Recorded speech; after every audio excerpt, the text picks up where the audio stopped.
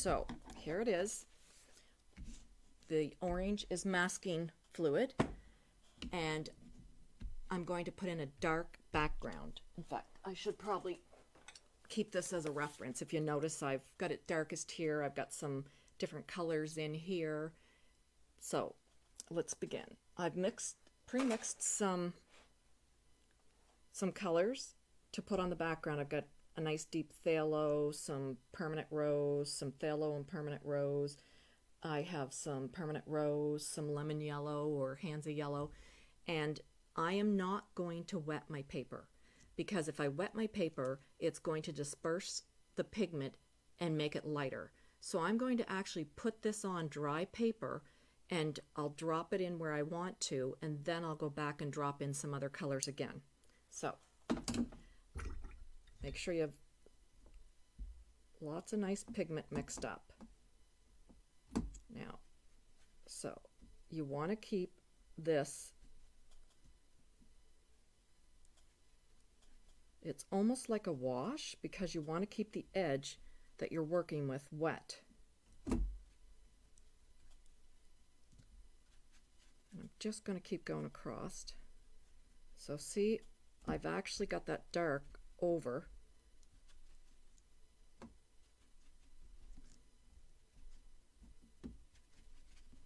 And of course I didn't mix enough, but that's an easy fix. So do you notice I'm going over all the edges again to keep those edges wet?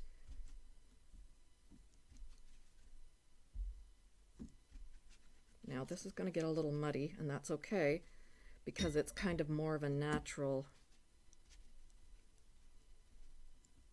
earth in around that area. So now I'm just going to grab some. Now, I'm not going to water down my paint, so when I grab more color, I'm just simply going to grab it without rinsing my brush. And yes, it'll make my paints messy, but that's okay. They're easy to clean. So it gets some nice dark purple. All right. Hopefully I'm still live, and hopefully you guys can hear me. It'll be pretty. I've had a really bad sound issue, so, and I hear my something squawking at me, so I'm just going to ignore it and hope for the best.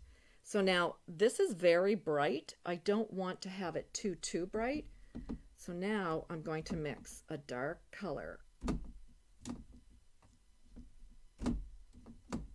Now I'm going to knock it back. Yeah, I just can't do that. So dry your brush off. I've got a dirty towel here that I just keep drying my brush off on if I don't want to contaminate the color too much.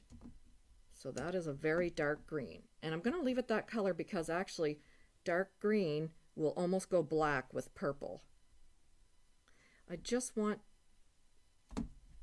to maybe suggest some other foliage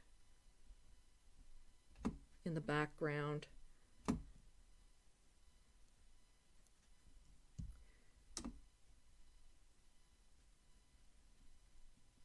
Get it nice and dark down here. And I want to have it, this is where my whites are. So this is going to be the focal area right here. So I want to make sure I've got some nice dark there. And even some bright.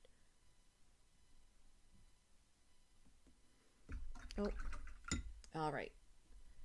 So that's one way, and you can see where the little blobs are, and they will spread out when they dry.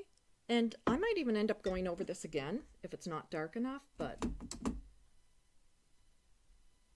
I think for what we're doing, as long as this background is still wet, you can see the sheen. See how it has a nice even sheen? It's not pooling with water. I can go back in as long as my paint is thick. So my paint is really thick. Let me just show you over here. See how dark that is and thick? It's not watery.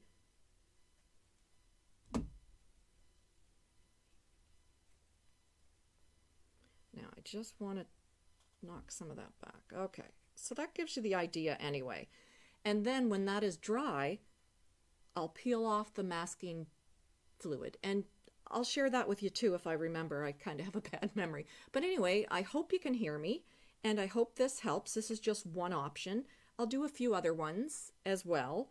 So let me know if there's a particular problem with a background that you're having, and I'll try to cover that as well. Awesome. So thanks for watching, and hopefully I'll see you again soon.